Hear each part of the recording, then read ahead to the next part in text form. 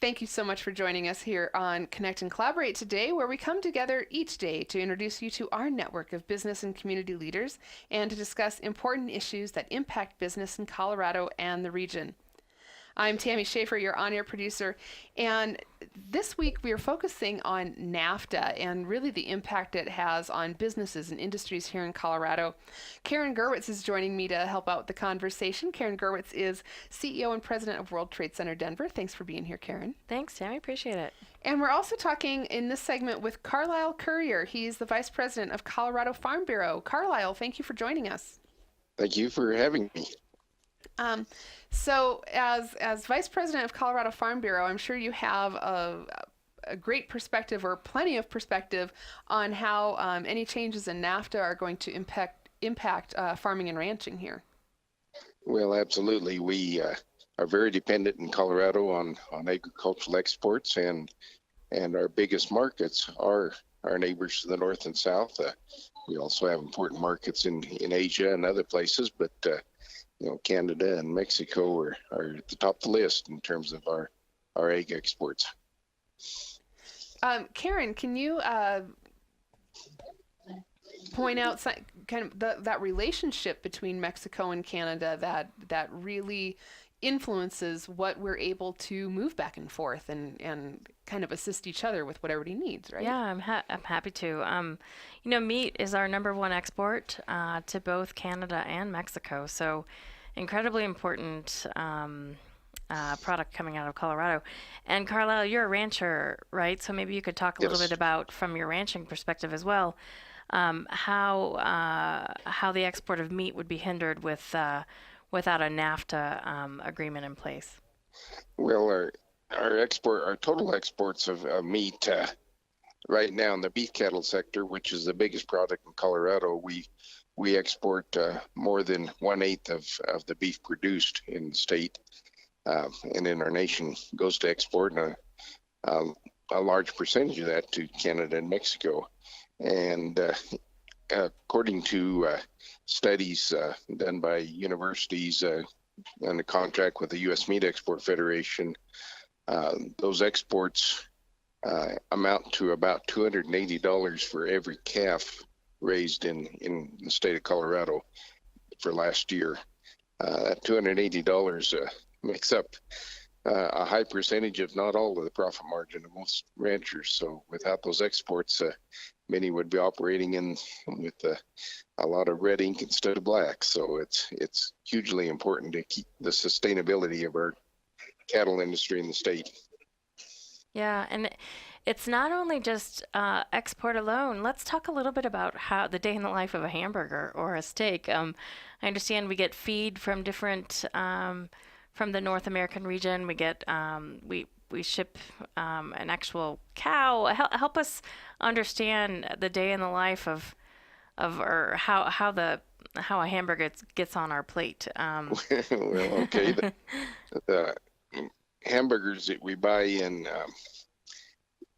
our major supermarkets, Kroger, King Soopers or Safeway or other such markets, generally come from the large packing plants, and that meat is generally mixed with a variety of sources. There may be calves that were actually raised in Canada or Mexico initially, and then were sent to this state or other nearby states to be grown out in feedlots and processed in the U.S.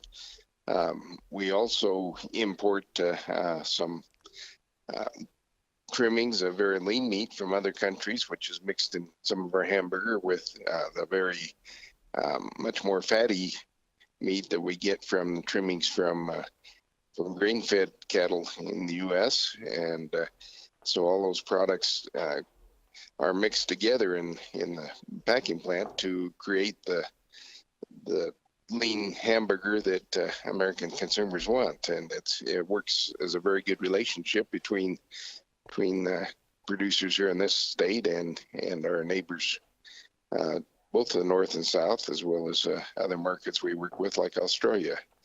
That hamburger, people want just American beef in their hamburger, that is certainly possible under products that are labeled marketed in that manner. But most of the hamburger we eat is a combination of meats from various sources, and it's a positive for the consumer because that creates a good product that is not too terribly high priced for people to buy. Sure, that's great. And not only the hamburger itself, but I mean, I like avocado on mine, so we're importing those from Mexico, and we probably get the buns from Absolutely. Mexico and other places. Definitely So need an avocado on your burger. absolutely. So And certainly the time of the year makes a lot of difference. It Even does. the vegetables we grow in Colorado, we don't grow obviously in January, and we're going to have some of those fresh vegetables to eat with either our steak or hamburger. They're going to have to come from somewhere else. So. That's right. That's right. So, Carlyle, you mentioned the relationship. What do you think pulling out of NAFTA will do for our relationship to our partners in the North and South? I think it'll be very harmful. In fact, I believe it's already damaged that relationship somewhat with the discussions, because particularly in Mexico, they have always relied on American product and not looked for other sources for a lot of the things, the agricultural products they wanted to buy, whether it's meat or corn or wheat or potatoes, and with just the discussions going on about the possibility of pulling out of NAFTA, the Mexican government has, looking at other possible sources as a contingency, and just that very discussion is, I think, harmful to our producers in Colorado. Yeah, I think sometimes the U.S. person has a very narrow view to say that if we pull out of NAFTA, then our partners will be harmed. They'll just buy it from other people. It's not like they've got free trade agreements with other markets. They're continuing to grow their number of free trade agreements. So all we'll be harming is ourselves. Can you talk a little bit about that, Carlyle? That's absolutely true. And another big part of that is the products that we send, especially to Mexico, in many cases are products that are not in high demand here in Colorado or in the U.S. For example, we send lots of beef tongue to Mexico. It's considered a very high quality product there, and there's a lot of demand for it. And they pay about the same price for beef tongue in Mexico that they pay for a ribeye steak. It's not a whole lot less. And if we don't have that market to sell those kinds of specialty products in this country, we'd have to send it to the pet food market, which would be a very much lower price. So the combination of what products we're exporting and dealing with back and forth across the border becomes very important.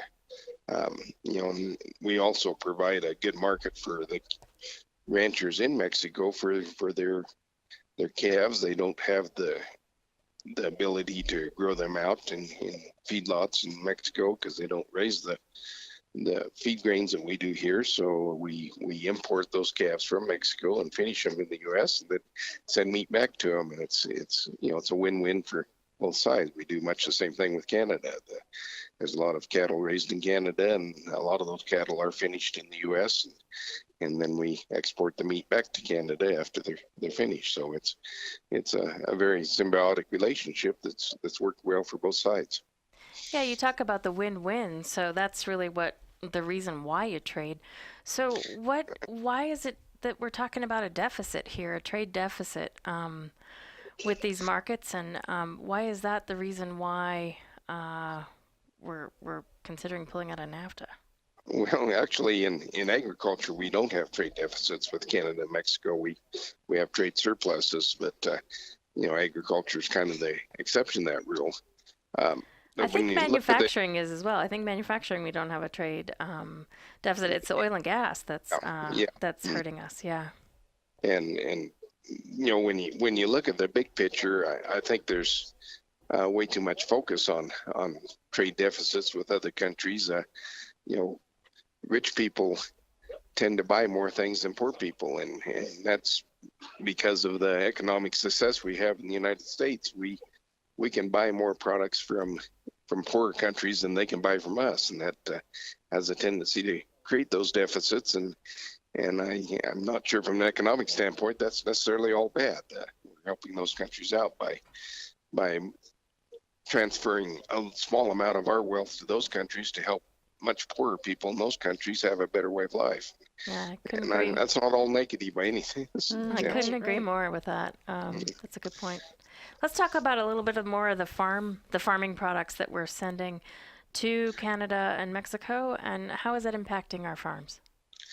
Well, it's, I mentioned the beef cattle being very important. That's the number one product we produce here in Colorado, as well as our number one export. But there are many other products that are very important. Wheat is a huge product, particularly in eastern Colorado. We raise a lot of wheat, and I think it's around 60% of that wheat goes to foreign markets. And Mexico and Canada are both large purchasers, particularly Mexico, of wheat.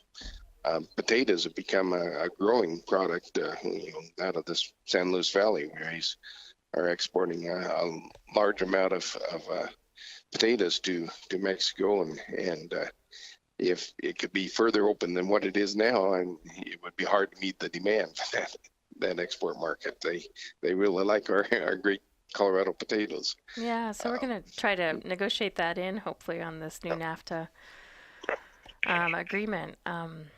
Carla, do you know what we rely on mostly from Canada and Mexico in terms of imports?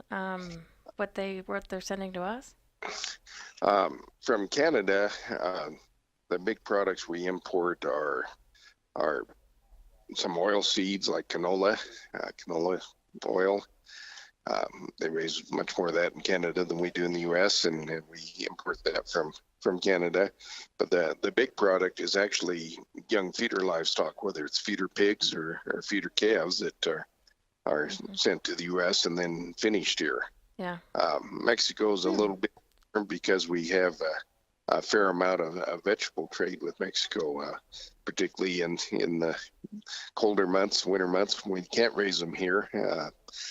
About the only places in the U.S. we can raise a lot of those vegetables in the winter is California and Florida, and to supplement the demand that we all have in here for those fresh vegetables, we do import quite a few out of Mexico, and it's gives us the ability to have those fresh vegetables and with our Christmas dinner that we all like to have. Yeah.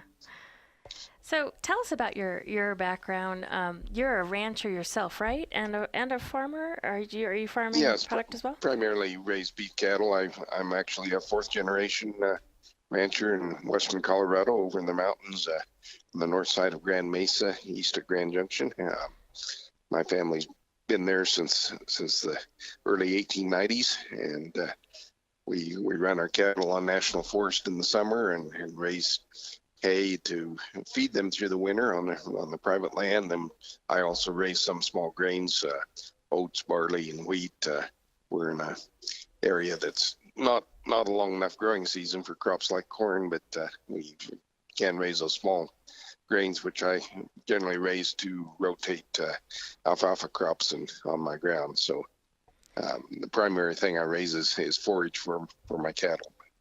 So would you be willing to share kind of what % of your products go to Canada and Mexico today, if you can ballpark? Well, I don't sell direct to them, so okay. I just have to look at it from the more broad view of what's exported out of Colorado, because I don't process my calves. I do retain ownership on them and feed them in custom feedlots in eastern Colorado, but then they go to usually one of the large major packers like JBS or Cargill, and they're the ones that actually market them. About the only time I ever exported anything directly a number of years ago, I actually sent some live cattle to Japan, but that's and that was a one-time thing, so I think this is a really good point to show how complicated trade is. It's on an aggregate level. Yes. It's very macroeconomic. It's really hard to point to a specific corporate example, and that's why it's really hard to get the kind of the testimonial, if you will, about why NAFTA is directly benefiting. It's kind of like asking a teacher, how does the general fund of the state of Colorado impact your classroom? It's really hard to point to a Right. specific number. So Yeah, you have to look at the broad picture and see what's happening on a big scale. As you say, we're really talking macroeconomics, and it's Yep. certainly important to look at that.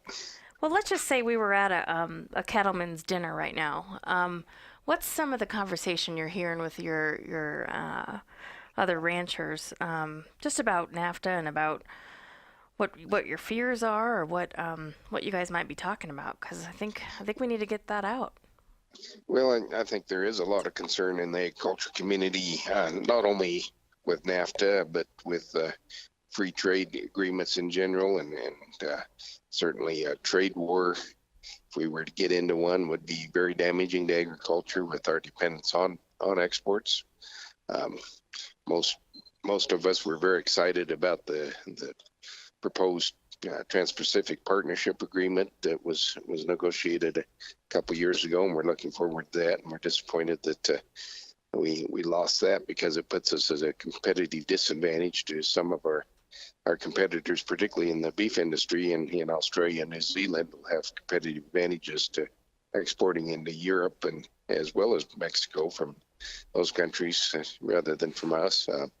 So that's a real concern to agriculture. The politics are a little bit uneasy. Most of us are very supportive of a lot of things that have happened with the current administration in terms of less regulation and more pro-business attitude in some areas, but we're very concerned about the trade agreements that are going on. Yeah, so this is not a Democrat-Republican issue. This is whether or not we value global commerce, or whether we want to be a protectionist nationalist. Absolutely. And I think that crosses party lines. And so, Yeah. yeah.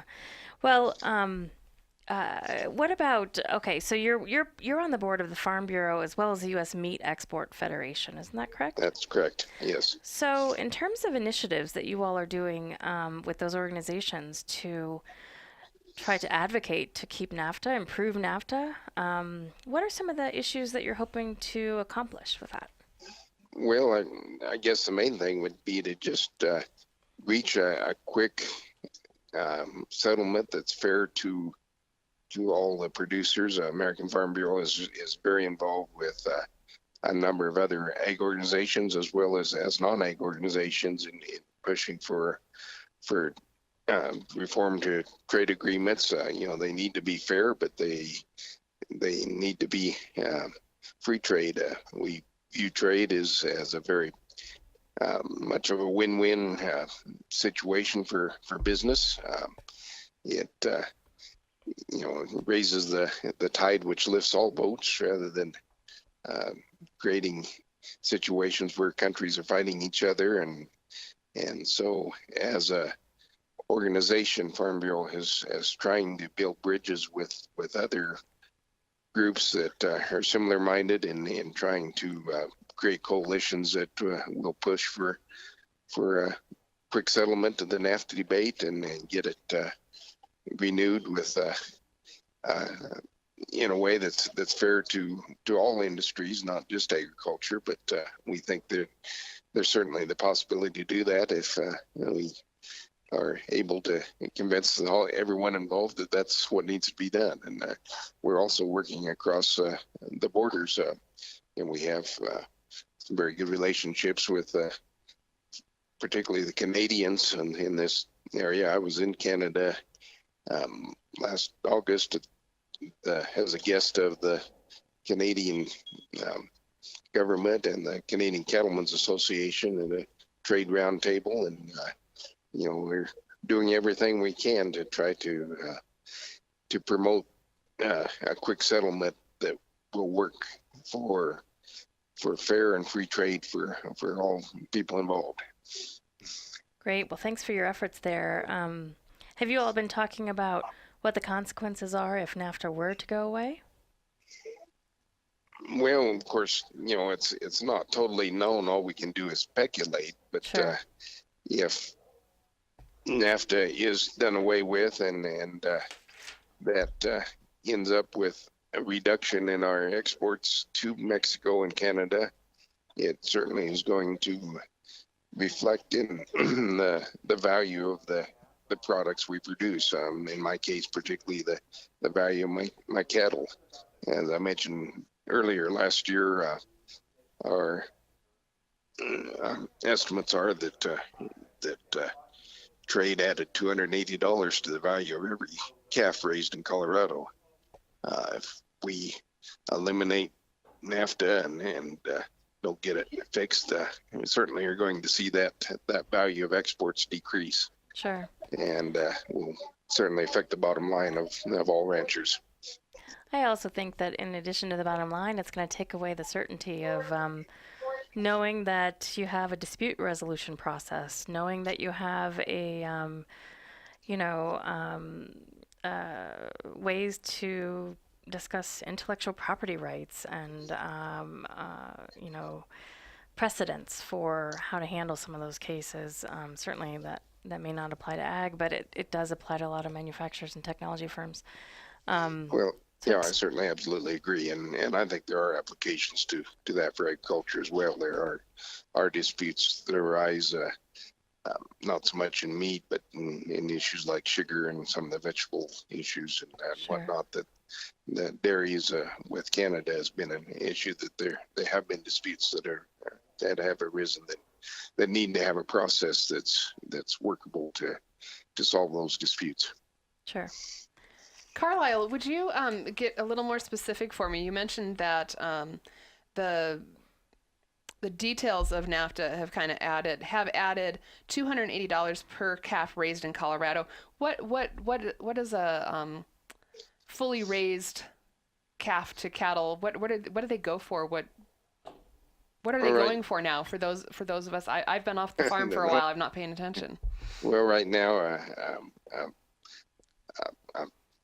steer calf that's ready for processing and weighs around 1,300 pounds will bring this week they've sold for about $1.26 a pound, so that makes a 1,250 pound steer worth what that'd be about $1,600. Okay. So 280 of that is very significant percentage of that value. Yeah, that allows a farmer or rancher to then that's profit that then goes back into the economy. That gives them Right. enough money to go out and get their groceries and buy some other goods.